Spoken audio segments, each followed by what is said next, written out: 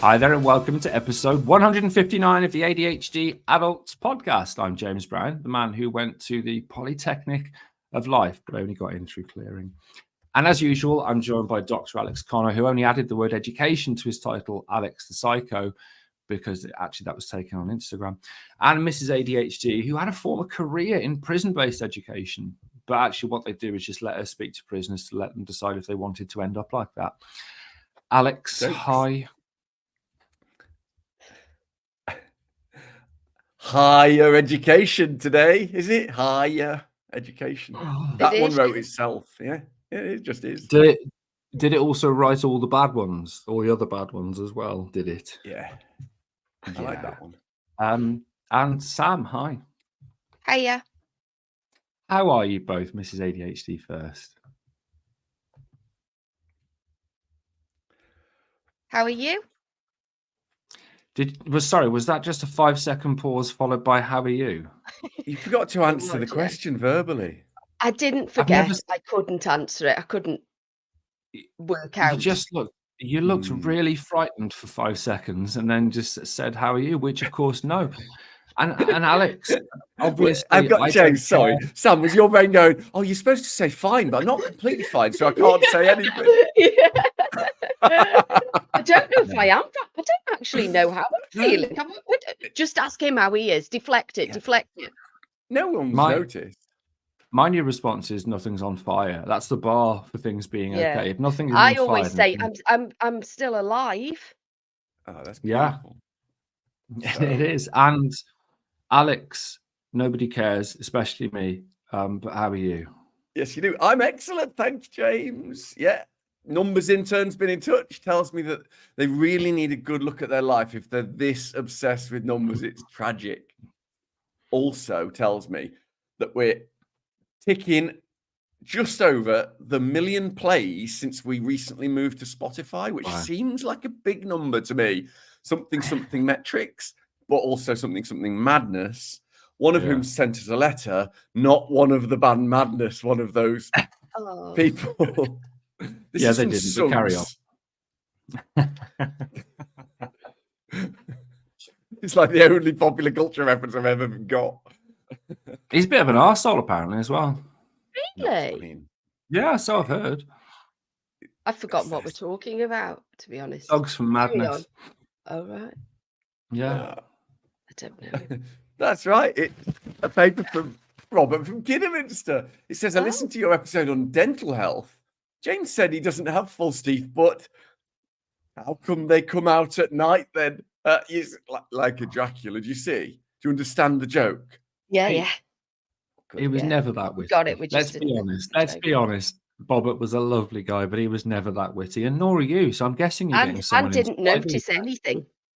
Yeah, exactly. Yeah, very inattentive. Yeah. Talking of which, James, do you want to tell everybody? Do you want to tell everybody why you've been having a little bit of anxiety? So yeah, all right. So I've been getting afternoon anxiety for the last few weeks, 2 or 3 o'clock, like a full-on set of anxiety, and I've been chatting to Alex about it, and Sam's been very aware of it and trying to work out what it is. And then yesterday took my full dose of medication for the first time in a couple of months because I've not been able to get the man. Yeah, just been taking the 50 in the morning and not the 20 top up, and funnily enough, didn't get the anxiety yesterday. It's that coincidence, I'm sure. Complete coincidence. Coincidentally, I was not anxious. Nothing to do with me not realizing I wasn't taking my full dose of medication. My poor instructor told me off for not taking mine. Anyway, that's for a different day. I've had a real one. Can I read it out? Please do. No. It says, Dear ADHD Adults, I just wrote you a lovely letter and I pressed something and I've no idea if I submitted or deleted it and can barely remember a word I wrote. Guess what I'm seeking diagnosis for? Claire from Starbridge, you got him. I'm not writing all that out again. Short version. Friend got diagnosed, started Googling to support her. Shit, this is me. That's okay. But shit, I've been masking forever. And that's exhausting. And I've been gaslighting people I love and emotionally dysregulating all over my husband. Ding. Definite ding. Love the question mark's perfect. Definite ding. And this is all quite humbling to have to acknowledge. And we're with you, Claire.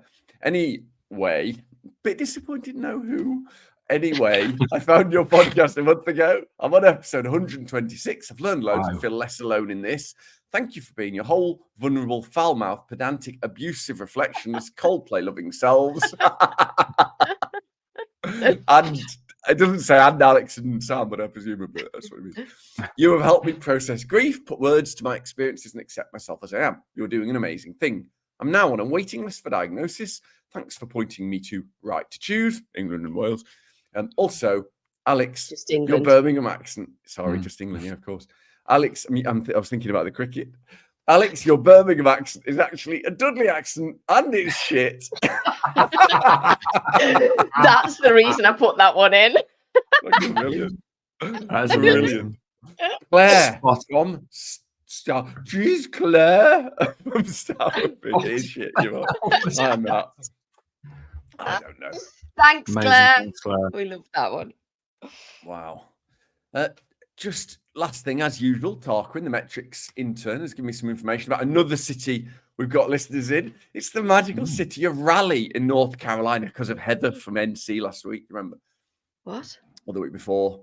I couldn't remember her name. I'm doing a corporate thing. I remember NC. Yeah, so Raleigh is the capital of North Carolina, I think in the US, the United States. Okay. Little known fact, Sam, the city of Raleigh was named after the famous bicycle that Sir Walter cycled to Raleigh to invent potatoes for Queen Elizabeth I. Until then, the city was known as Muddy Fox. There's a lot of references you won't. Muddy Fox is a type of BMX back in the 80s and 90s. Oh, I recognised that and thought, why do I recognise that? I fucking loved BMXs. I didn't have a Muddy Fox because I had no money. But I loved my BMX. Absolutely loved it. Daisy gets mentions now, Alex. People talk to me about Daisy. She's like the fourth. Yeah, because Sian's dog reacted to Daisy. Oh my God, he's gone. He has gone. We'll keep going. We'll keep going because he might come back. Yeah. Sian was driving along in the van, and her dog, who never reacts to any other dogs, hates Daisy. It turns out. No, I don't know if she hates her, but started barking away at Daisy. Yeah. Amazing. Alex is back for those that aren't watching on video. That was it's normally me that walks off. Well done, mate. I tried to press mute and I pressed stop. Amazing. Daisy's seen the postman. Yeah. Sorry about that all. That's all right. It's fine. Anyway, as usual, this Aldi checkout worker who passively aggressively nods towards the long shelf where you're supposed to pack your items, but let's face it, we all like the challenge of trying to keep up of a podcast, is a tragedy in 3 parts. We choose a theme. Last time around was about ADHD and dental health or oral health. Maybe there's a ding, I don't know. And this week we're going to be discussing, as part of a double fister, ADHD and higher education. 3 parts. Include the devil in a cardigan of evidence, Alex the psycho education monkey. Hello. Talking about the theme. In part 2, we give our personal reflections and wicked tips on ADHD and higher education. And then we'll answer your questions in the final section, which is called Your Questions or something. Please give us a better name for the final section because I don't know. What's the devil in a cardigan? Or is that just because I sometimes wear a cardigan? Yeah. It's a lyric from a Flight of the Conchords song called Demon Woman. And at the end, he says devil in a cardigan. And I just think it fits you perfectly. Pretty accurate. So it is. So, Alex, tell us about higher education and ADHD. Yeah. I mean, so James and I are both academics who've worked and work in higher education, and Sam works in higher education as well. So it was hard to write this, to know what to focus on, really. So we're really open to like doing more on bits of it later on. So please ask. As far as I can see, the internet seems to imply that ADHD is a sort of Schrodinger's intelligence. So we seem to have simultaneously so much stupidity that we can't go to university and get a diagnosis if we have been, but at the same time, so unbelievably goddamn creative that all of the best university students have ADHD. And if we just applied ourselves, we would be billionaires with PhDs and CEOs. Predictably, the truth is that there are no differing levels of intelligence on average between adults with and without ADHD. Whilst this means that we could succeed at university at exactly the same levels as everyone else if we're clever enough, the truth is a bit more depressing. Is this another one where we are shit? We'll get complaints. I read that out. Could you tell? Yeah, Have you done- absolutely. It was horrible to hear. Yeah, Have you done voiceover work, Sam? Yeah. So there's quite a No, market never. for. What about professional acting? No. No, They'd really? have to be based in Stoke. I can only do this accent. Right, yeah. And there And they are don't many. travel, do they? And that's the only limiting factor. Is just the lack of accents. There's nothing else that's a barrier to a career as an actor or actress. Is there? Imagine it going, this is the way. Hang on, that yoga isn't real. Can you imagine? Yoda, Sam, Yoda. This is a puppet, you see, and you would find it like a big lie to the audience. No, I thought you said yoga. I thought he said yoga. I as did, I well. was I was doing going it. to say yoga is real. I've done Yoga's it. real, yeah. God. I was Can doing we a thing. just on track, people, Yes, please. please. Podcast Daddy is asking you now. All Definitely right. not, Sam. Well, thank you for the You wrote it down question. for me. The most important takeaway from all of this, I think, Chinese takeaway. No, the most important, that's an actual joke. The most important thing is there is no reason why adults with ADHD shouldn't have comparable academic experiences to anyone else with the right, pretty inexpensive support being available. We just need a tiny bit of help knowing what that support is and that someone has to say yes to it. All right, got it. Next. Annoyingly, despite that, and get ready for a really boring list of I love facts clacks on, adults with ADHD are 1, less likely to go to university in the first place. B, less likely to get grades concomitant with their intellect. James, that means in line with. 3, more likely to drop out of university. Delta, less likely to get a degree concomitant. Velta. She likes Greek, so that's. She was pronouncing it properly, was she? Yes. Less likely to get a degree in line, concomitant with their intellect. Mm-hmm. And 4th, more likely to need help and support during university. So I've just gone back and counted. This is the 1, 2. This is the third bit, your third section of this, and you've done ADHD already. This is kind of hijacking and derailing one of my only bits in the entire fucking podcast. That's right, Bob. It is. Hello, Claire from Starbridge as well. It is shit. You're right. Utter prick. So if the list that you read out is true, Alexis just said something for some reason. Then what happens is that list true if we are diagnosed, treated, supported, managed, etc.? So yeah, some of the other bits still need support. If we're treated and supported, almost all of that goes down to the same levels as anyone else. That's what's so frustrating, isn't it? But, and it's a big but, James, the way higher education is designed and run in let's be honest, most universities across the world is almost by definition a heteronormative barrier for the way our brains work, even with medication and support, because we work differently. That's what neurodivergent means.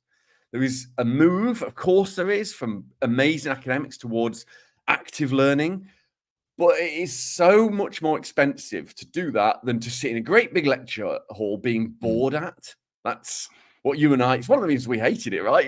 That was the expectation.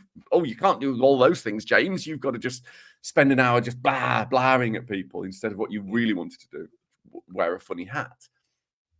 Most, and there are loads of them, good academic teachers and support staff do exceptional work. And some universities support fantastically, but it absolutely isn't universal. I wouldn't even say it was that common. And here's the kicker. Adults with ADHD who've already jumped through those barriers, which requires a certain amount of executive function anyway, and have got the support offer they need from the university, are still only 45% likely to access that support. It's probably because of lots of things, the stigma of getting it and the self-esteem needed to take support. I don't deserve it kind of thing. I'm a fraud. The admin of doing it, organizing it, laziness, internalized imposter syndrome, and the fear of disclosing an ADHD diagnosis. Laziness. Okay, not laziness. That was a joke. The rest were true. It's the only demographic I can do those sorts of jokes on because I'm one of them. So why is it happening? Why do we struggle with all of the things? Excellent question, Sam. James, it's not that hard, is it? You wrote it Simple. down. Not at the minute, no. Why is it happening? Why is it a problem? There isn't one reason. And we know that individual responsibility is a part of it. We don't want those complaints of Alex and James and Sam are saying we can't get a degree. That's never it. In our own individual responsibility is how people with ADHD do everything. That's really the problem. We're not victims. We're not playing the victim. But often with ADHD, we face that accusation. To be honest, usually for myself. The core diagnostic criteria.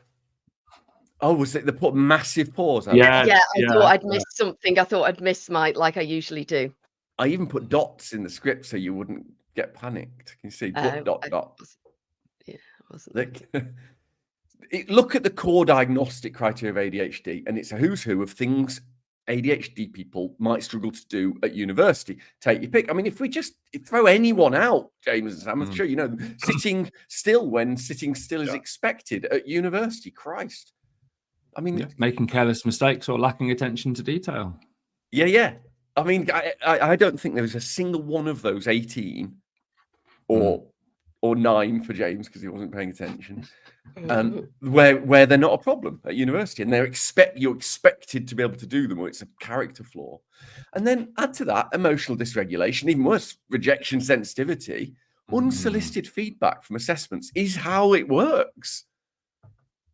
And you didn't have any say in how we're assessed. There's no like, how do you want to be assessed? I used to do that. I literally would do that. We can get around dodgy teachers at university by putting in, burnout and hard work. Dodgy assessment is impossible to get around. You've got to work on their terms. That's really difficult. And then finally, look at the executive functions or executive dysfunctions. That is ADHD University Central. So what support can a university put in place that would be better for us? And that's it, isn't it? That's the question. It's an individual question, as you well know. There isn't a lot of evidence supporting extended time for exams. We find it funny. It does work for some people with ADHD, but not on average. When most people I know with ADHD, because I've asked a lot of people this, they laugh at the idea of like an extra half an hour when you're already bored in the exam. It's kind of laughable, really.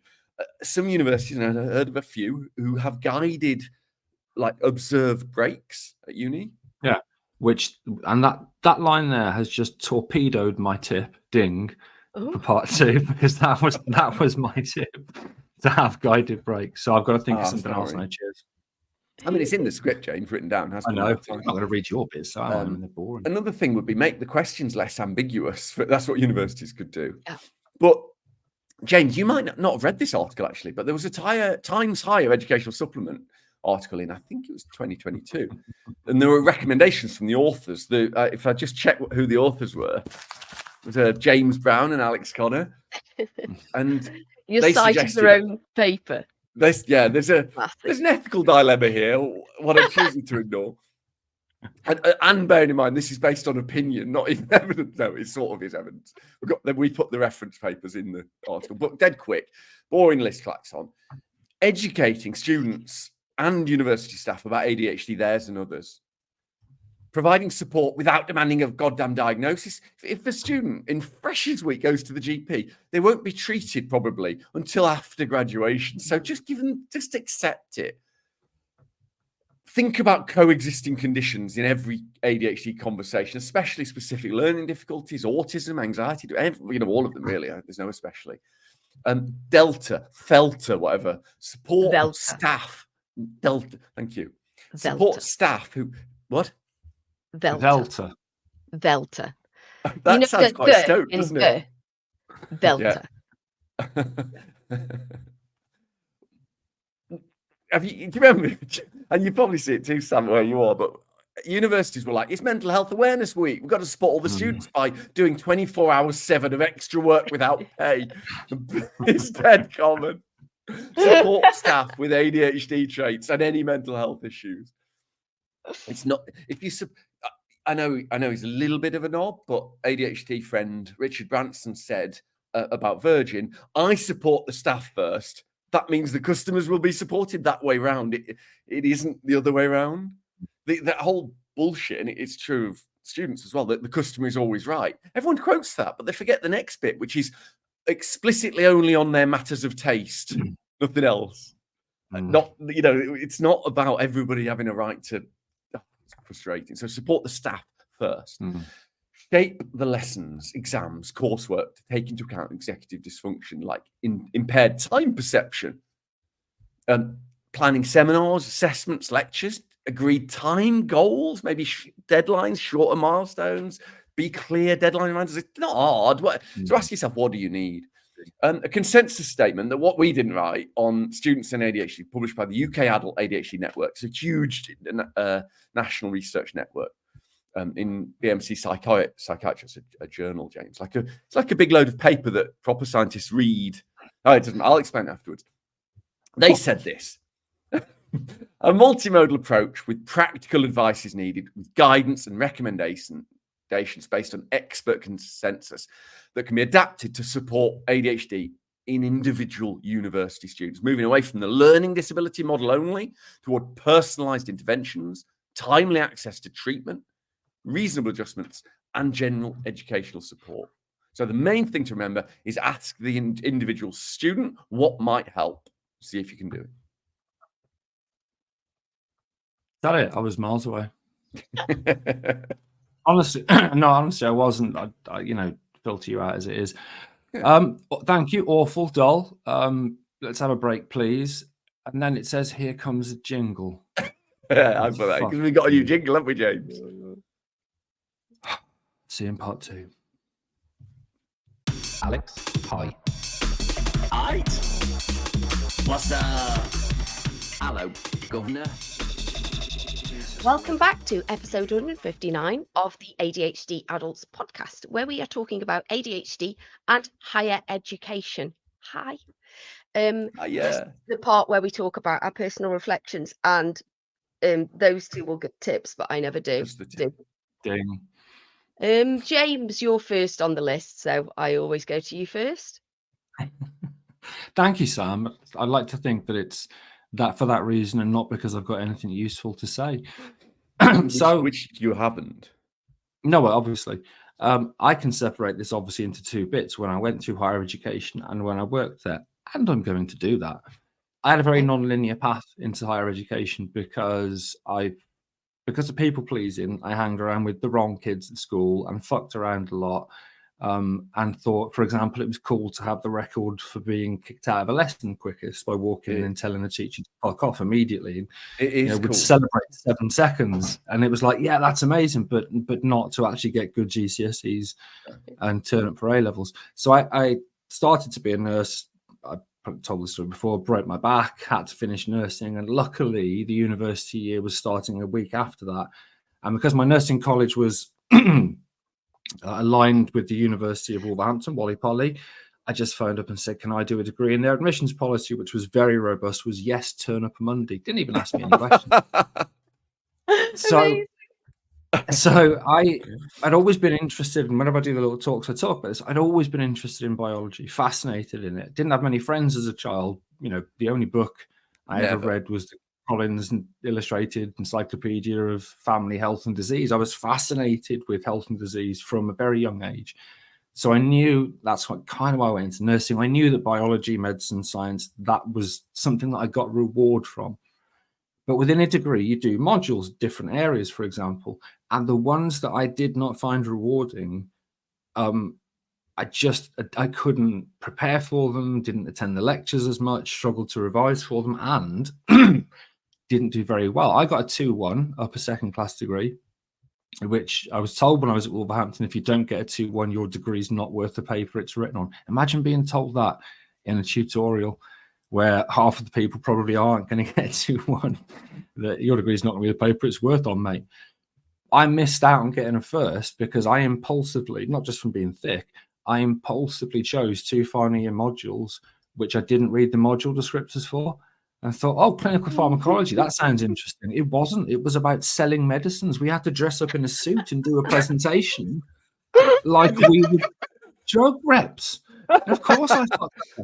I mean, that is what that module's for, I guess, isn't it? But you'd think it would be like mechanism of action, or exactly. Wow. So I, as a student, not knowing I had ADHD, not knowing why it was that I could revise and learn sub-subjects, but would just put the other ones off, and and struggling in exams, always being the first person out of an exam, sometimes even waiting for the first half an hour to be over when you can't leave, to put my hand up and say, I'm done, and get out, because it would just be a vomit of words onto the page and then get out.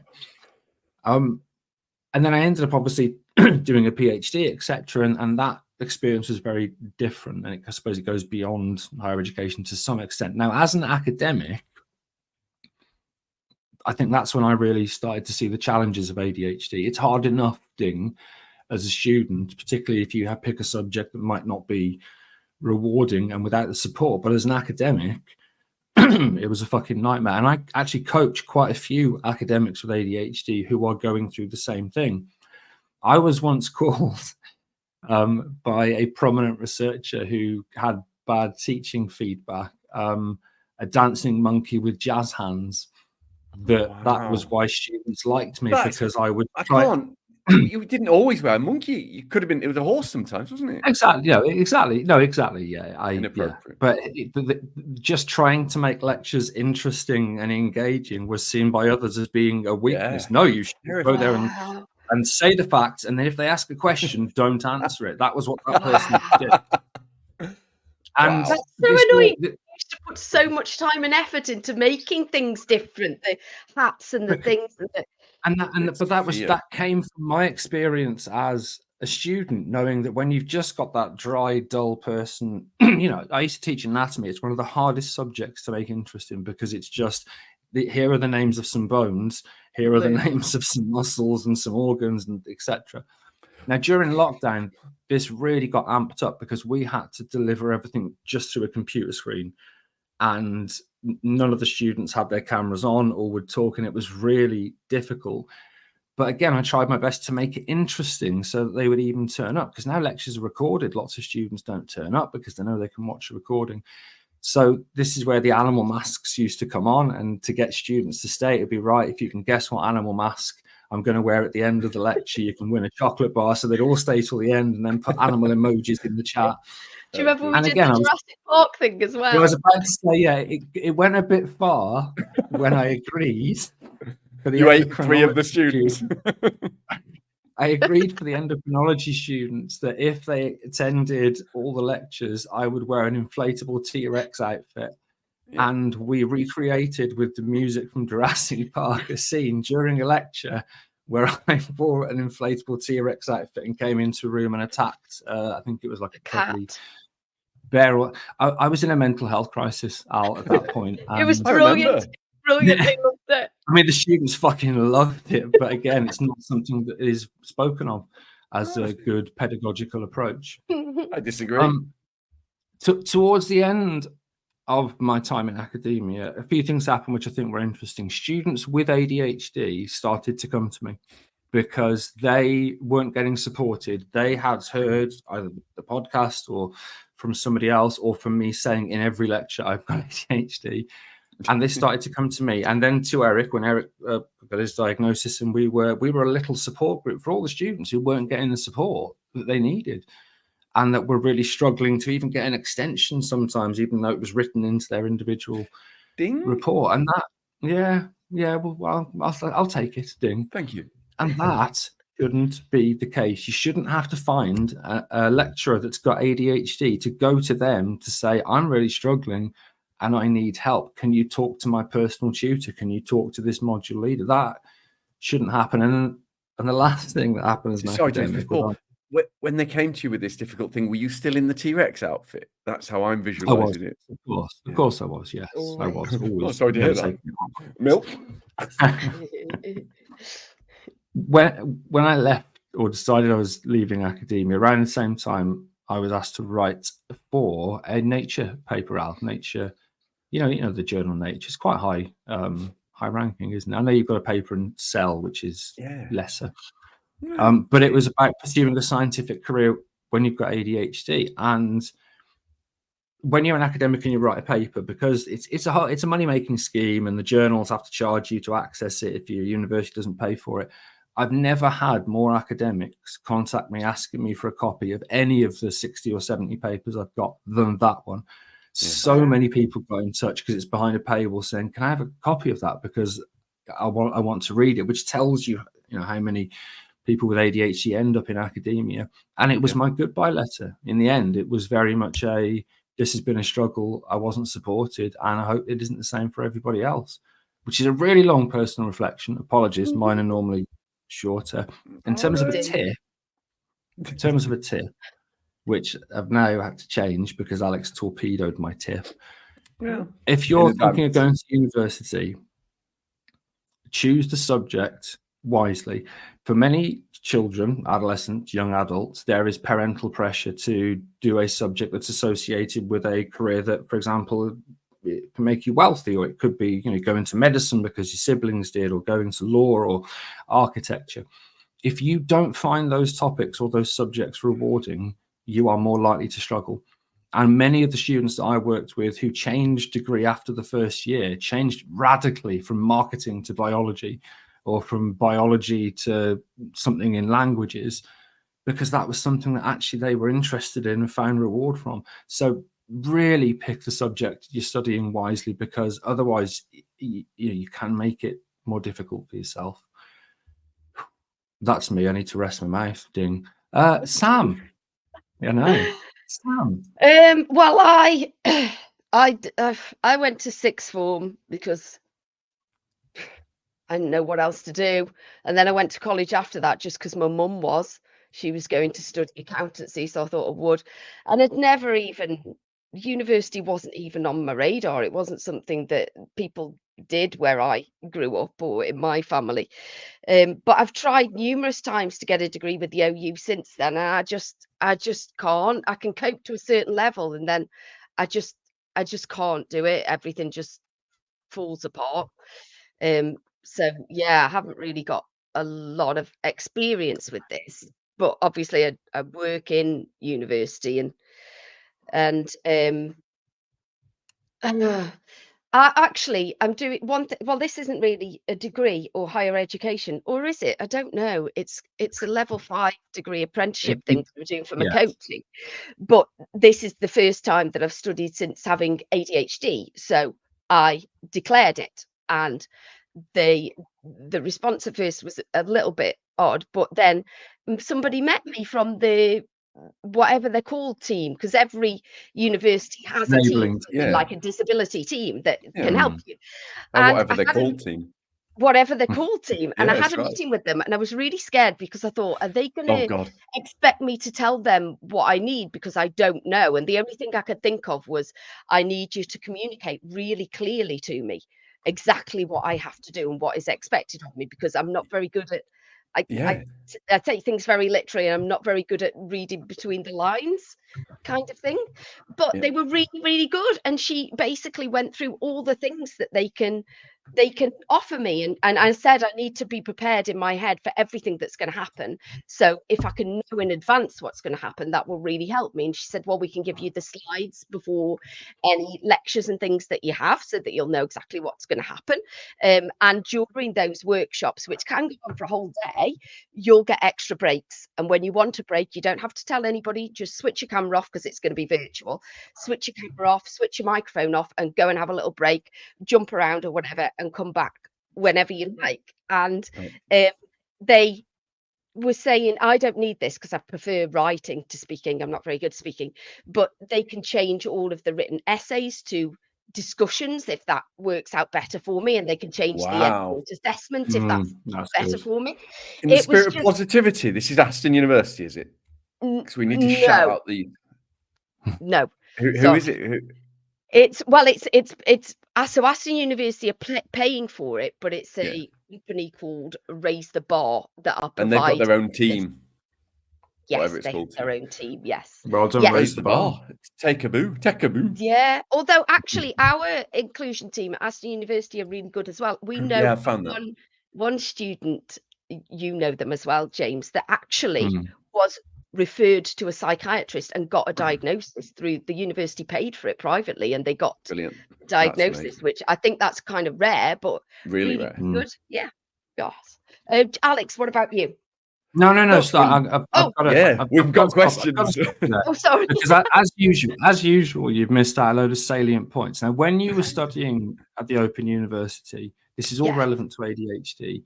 Right. You were doing this at the same time as a full-time job, and I think we had the Yes. homeless charity at the time, which obviously Yeah. I set up, and then as a bit like this charity, just dumped on you to handle.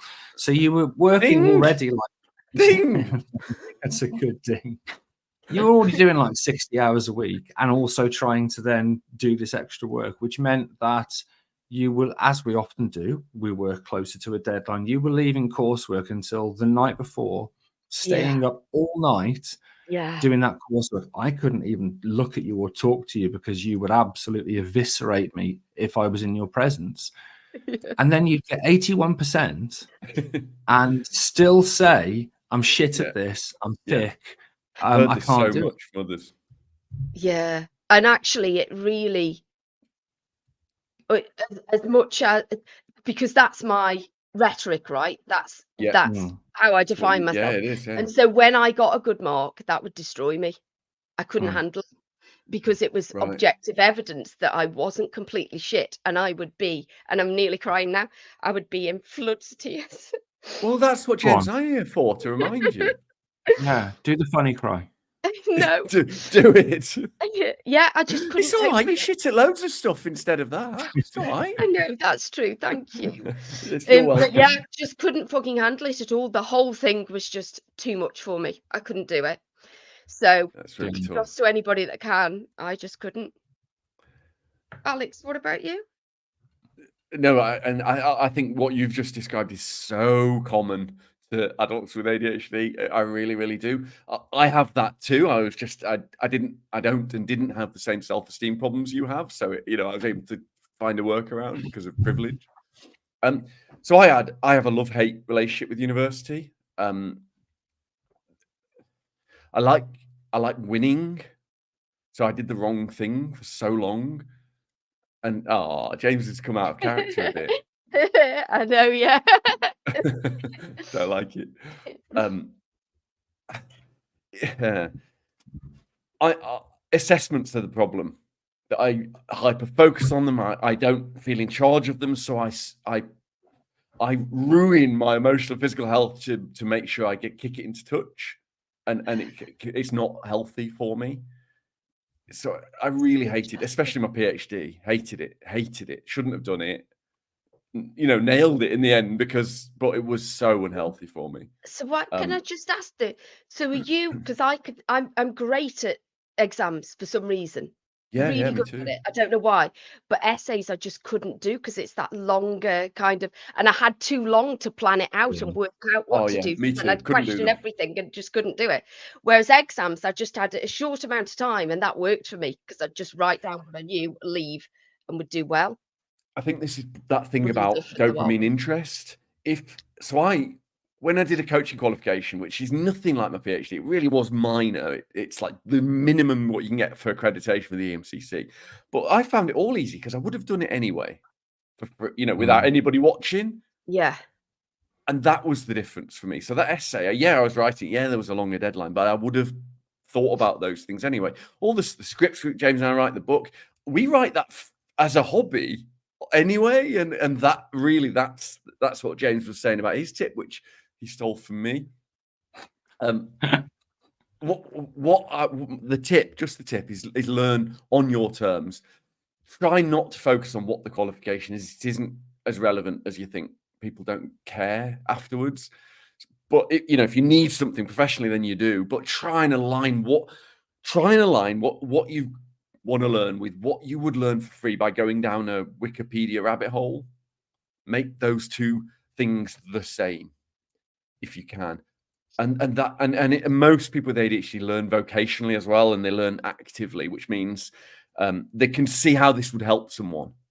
It's the self-esteem, Sam. If you've got to learn for you to pass an exam, why would you? Because you don't deserve to pass. That's how I always felt. If you have to learn because you're going to teach someone and they'll benefit or they'll feel better, we can learn much more. All the stuff you've learned for ADHD, all of it is to help the community. And exactly you know that. Fucking loads about it because of that motivation. Sam knows more. For example, she picked you up earlier, and she does with me about the geographical locations where you get certain sports. Exactly, she knows so much because she's learnt it for a purpose and not for a qualification.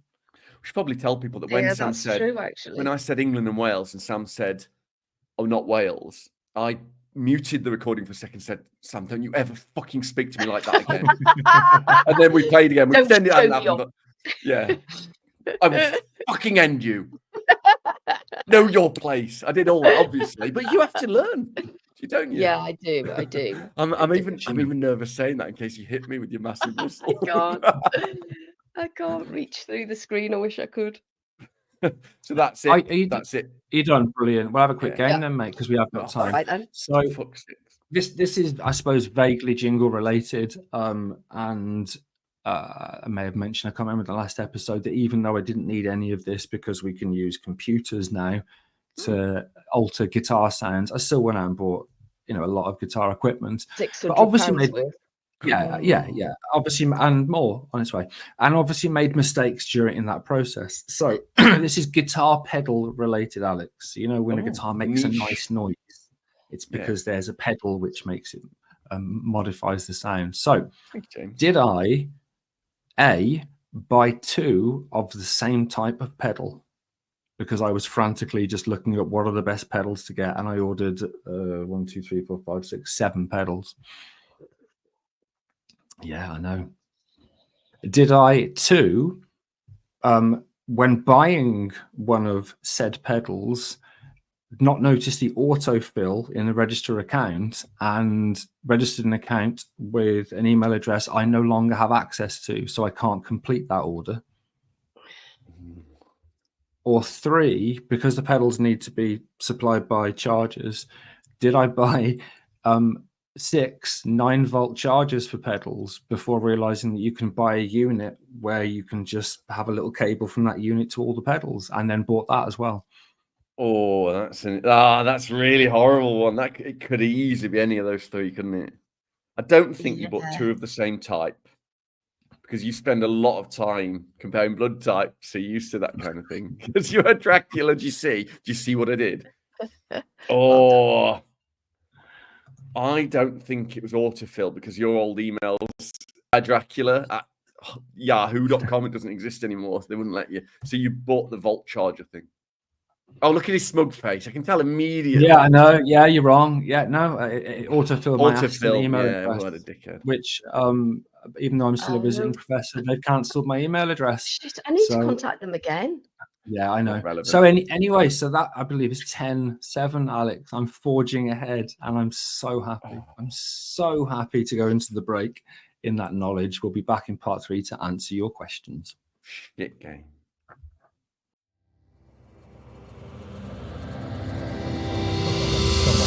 Welcome back to episode 159 of the ADHD Adults podcast, where we're talking about ADHD and higher education. As always, for like 3 weeks, or 2, or 1, or 10, I don't know. We're answering your questions, and we're starting with, I think we've done a corporate thing, haven't we, Sam? Haven't we got higher education related questions in this? Yeah, because you asked me to.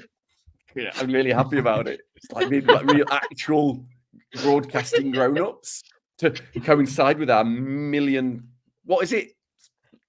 Plays since we moved to. It's absolutely ambiguous. No, that wrong word. So, Sam? I've got a question. I haven't, but Jane has, from Patreon. Hi, Jane. Is there a good way to find out your learning style? I've been putting off going back into education because I don't know how I learn or retain new information. Maybe impacted by skill regression since diagnoses or ADHD. And that's from Jane on Patreon. Can I, James? Yes, please do. Learning styles exist in humans. All humans all learning styles, always. The idea that you have a preference for one of them is utter horseshit.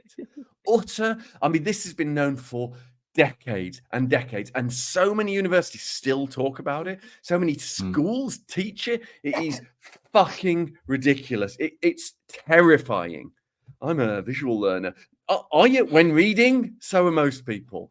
Everyone is all of them, all the time, all of them. No one has learned to tightrope walk from a textbook. That's kinesthetic. It really is nonsense, honestly. And even the idea that you're more that than someone else, firstly, there's no way to tell. And we all do all of them at different levels, depending what we're learning, depending what time of day it is, depending what we've had for breakfast. It's utter bullshit, like MBTI, as Jane says. And I would argue even more so than MBTI, which at least references Jung's psychology. Gets it quite badly wrong, but at least references something accurate. So yeah, horse shit. James? I don't think I've seen you that angry. Furious about it. Podcast, and I really like that, because obviously normally it's my role and I haven't had to summon up any anger. And I'll nothing else to say. The whole bar. Yeah. Well, in that we have different preferences and stuff, like in general, absolute bullshit. Yeah, and I guess it changes, and we've got to change it up. Yeah. Of course it does. It makes a mockery as well of people start to doubt themselves. Oh, I can't do that because it's book learning. Or I can't do that because it's handsy, and I'm not I am handsy. I'm not that kind of handsy. And I'm really not. and so it stops us doing things, and it's that stops us learning. The self-block, not some mystical preference, that biological innate preference. I am, interestingly though, because I can't picture things in my head. I can't, when I go to Pole, I can't watch him and learn. So I'll watch him do a combo, but I can't replay it in my head. So I can't. So I'm really bad at learning that way. But if I read something in a book and it's that visual way, I can remember the words that I've read in the book. So that what about visual? What if they are, but what if you then don't do it and then wait a month? Would you be able to do it? No. And that's it. So Confucius figured this out. I can't do it straight away. Like I watch something and immediately it's forgotten because I can't replay it. I don't learn. Yeah. But even if you read it, but you haven't tried it, you're gonna forget, right? This is Confucius said, listen and forget, see and remember, do and understand. That's see. If you hear it, you'll forget it. If you see it, whether you read it or watch it, I'll remember you will if I hear it. What? I don't remember it if I see it, but I'll remember it if I hear it. You think you take verbal instructions well? You said if I read stuff, then I can remember it. But if you watch stuff, that's seeing. If I watch stuff, I can't remember it. No. But if afterwards my instructor has to say it to me in a chant, then I can remember it. Yeah. He chants it or you chant it? He chants it and gets me to chant it, and that's how I remember it. Right. So it's the chanting it, if you see what I mean. That's a form of doing. Yes, so he makes up a chant for me, and then I chant. If he did the chant and you just heard it and didn't learn it, would it work? If I did it straight afterwards, yeah. So if you didn't chant to do it. I feel this has become a chant-heavy answer. To be it fair, has, yeah. Yeah. Sorry. In my head, it's Gregorian as well. How are you imagining the chant, James? It's her old Buddhist chant, Nam-myo Renge Kyo, whatever it was. Nam-myo Renge Kyo. Yeah. But should we move on? Absolute nonsense. Yeah, I've got one. Go on. It's from a Jenny Kavanagh. Hi, Jenny. Says, is there any help towards university fees if you are diagnosed with ADHD? James, do you want to hit that? Or Sam? No, both pretty much more accurate than me. I don't know. Sam probably knows. Well, I'd actually respond, because we had a discussion about this on Patreon, and I'd actually responded saying you can get disabled students allowance. But Lucy very kindly pointed out, she's brilliant on all this because she works in a university, that the disabled students allowance is actually to help with the extra things that you need because of your disability. So it's to support the student rather than help with fees. Right, like But access to work when you're in employment. Yeah, that kind of thing. So they give you extra money so that you can do the things that you need to be able to do a degree. But actually, help with fees, it's dependent on each university, depending on what bursaries and stuff they've got, isn't it? And scholarships and things like that. So It's- no Regulated for government, that. no, like just if you've diagnosed ADHD, there's no anything for the fees. Like, Not to it's help fine with for the everyone. fees, no, just to help with all the extra costs. Happy to help, Jenny. No. It's worth saying how much DSA is though, the maximum, because actually it's a decent chunk of cash. It is. The disabled students allowance, So- how much? Yeah, so in it to a maximum, I imagine over the course of the degree in England, it's just over 25 grand. In Wales, it's just over 32,000, and Northern Ireland, it's exactly 25,000 pounds. So that is Okay, so it really is. to it's a pay lot. for Could the help. extra stuff that's needed. Yeah. That really could help split over 3 years. Blimey. And yeah, brilliant. Right, third Got a final question, question. James? Yes. This is from Liz McKennell. This is far too late for me. Got my degree, spent 10 years in academia, burnt out, quit. My God, that feels very close to the Can't bone. relate. But it would be really useful to talk about what kinds of special accommodations might help students with ADHD at different levels of study. It might also be useful to talk about how students and staff can sometimes be referred directly to a psychiatrist for an assessment through their uni, student support services, or occupational health, rather than spending years on an NHS waiting list or shelling out wads of cash. Who wants to start with that? I think Liz might notice that we dealt with some of that in the psychoeducation, so you can claim a writing credit, Liz, on the first bit. Go on, Sam. What have you got for us, Sam? Sorry, I zoned out a bit then. Yes. Oh yeah. So that I suppose I covered what mine were, but yeah, I think it depends on the university, though, doesn't it? Because Very much so. some people might want you to say what you think is difficult, which can sometimes be hard for us to work out. Yeah. So I think if it is hard for you to work out, you can ask them, what kind of accommodations they put in place for people in the past, just to give you a bit of an idea. Because once they started listing these things for me, then I kind of thought, oh yeah, that would actually be useful, and actually if you do this as well, and blah blah blah, so that would be good. And yes, we did talk about I was nearly said their name then, the student that we know that has been diagnosed, but I think that is rare. I don't think that everybody would be able to get referred. It is, and it's normally an educational psychologist and not a psychiatrist. So these are the types of assessments which normally wouldn't be recognised by the NHS, but they would provide the support in. Yes, they're the ones that are routinely offered, but the person that we're talking about, you might not be aware, but they were actually referred to a psychiatrist and got their which is incredible actual diagnosis by a psychiatrist. But yes, usually you are diagnosed by somebody that's it's not accepted by the NHS. Even though, so an education psychologist, as people might not know, isn't a doctor. Like there might be a doctor like we are, so not one. But they're really great, and they know what they're talking about, and they're definitely going to get it right. 99.9% of the time. But they can't prescribe. They often team up with an independent prescriber privately to get you your meds. But then to get that through shared care with your GP can be a bit of a challenge, can't it? That's the thing. Sam, a couple of things you said which are so accurate. I don't know how that happened. Maybe it was luck. But when you don't know what... said too many nice things to you today. So they will say, what do you struggle with? And you get bound to go, I don't know, can I have it in writing, please? So putting you on the spot emotionally to talk about yourself, Christ, that's one of them. So ask if they'll work with you to explore sometimes that you've struggled in the past with learning, but also when you haven't. And go outside of traditional education. So when haven't you struggled? When was it? Oh God, that felt like cheating. When I did my coaching qualification, I couldn't believe it. This can't be the course. It was a right laugh, and I loved it, and I got value out of it. And then I realized it was just the right thing for me. And when they said to you, here are some things, and you say, oh yes, that'll be useful. Try and phrase it, not you, but everybody as that might be useful. Because the shame of trying it and it's shit for you, and you think, oh, that didn't work, it's just useless, is really painful.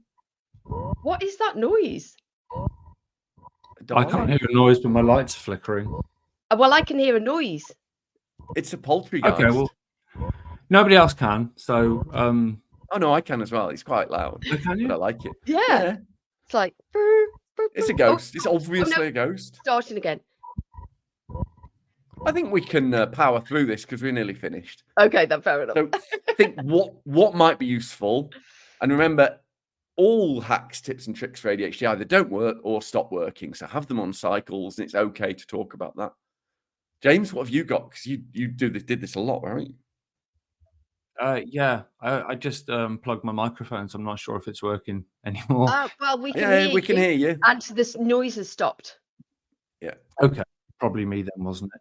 What I would say is, in terms of the adjustments for students, and apologies for any academics out there who do put a lot of effort in, but in my experience, many academics honestly just cannot be asked to set up an alternative assessment because they're very busy and they've got multiple exams during an exam period. So therefore, having to set up specifically different exams for a module, which would be marked in a different way, which would be structured in a different way. A lot of academics don't like having to do that because it's extra work when they're busy. And they wouldn't be given any extra time to do it, would they, in terms of recognition? Or support, or support or kind of guidance.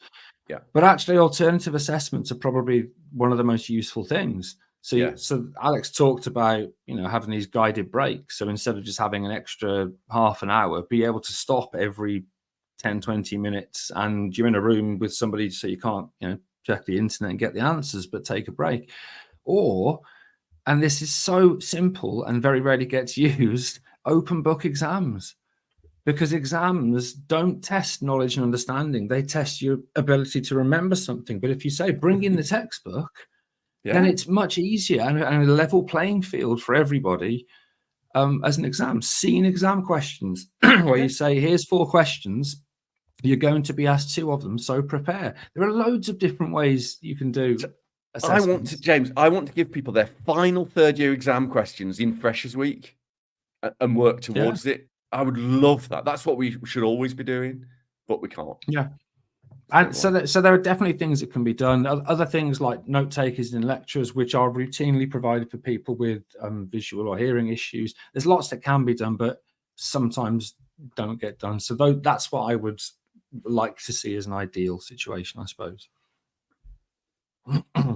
Is that it? Thanks, James. Yeah, take us home. I think so, yeah. I'll take us home then. Well, that was episode 159 of the ADHD Adults podcast, where we talked about ADHD and higher education. If you're still listening, and by a miracle enjoyed this episode, then something website, something Patreon. We'll see you next time. Bye-bye. Bye. Bye all. Trigger warning klaxon. Klaxon, klaxon, klaxon, klaxon, big klaxon. Trigger warning klaxon. Klaxon, klaxon, klaxon, klaxon. So on Monday, I missed my poo window. You know you have a poo window. No, I've got to immediately stop you there. A poo window. Yeah, you have a poo window where if you don't poo during that window, you can't then poo. Oh, no, not at all. Really?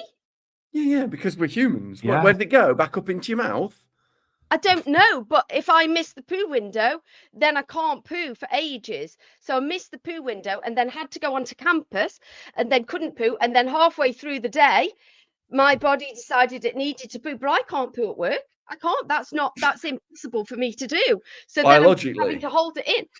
I just can't mentally. I just can't do it. Is this a second poo window? People that can just, when you're having a wee and you're trying not to make a noise when you're weeing, and somebody just comes in and they sit on the toilet and they poo and they trump and they don't care. Oh my God, I admire those people so much. It's amazing. You admire them? Yes, because I wish that I could be that way. But I can't poo at work. I barely even wee. I have to go to a toilet that's way out of the way and make sure that my wee doesn't make any noise. I like teasing you, but I'm concerned by the anxiety that signals from your hand. Like you genuinely really When I first disturbed by met it. James, I used Yeah. to pretend I was having a shower every time I wanted a wee, and there was no way that I could ever poo. Yeah, now she So literally this shits isn't with the door normal. open. I do, yeah. I don't That's like it with the door worse. closed when I And poo or wee or anything. exactly. Now, I'm not as secretive as a cat, but nobody can actually watch me poo. I don't mind them hearing, but I don't like seeing you it. watching me, I but know, I just have to like turn the door webcam open. off, don't I, James? But we have but we have conversations which are very awkward whilst you're turtling. I used to I know have I'm I used to have, comfortable with you now, but I can't Okay. believe you don't have a poo window. I used to have a friend who was dating a squaddy, and when they were first chatting, she was talking to him, and she could hear a bit echoing. She said, "Are you having a poo while talking to me?" And he went, "No."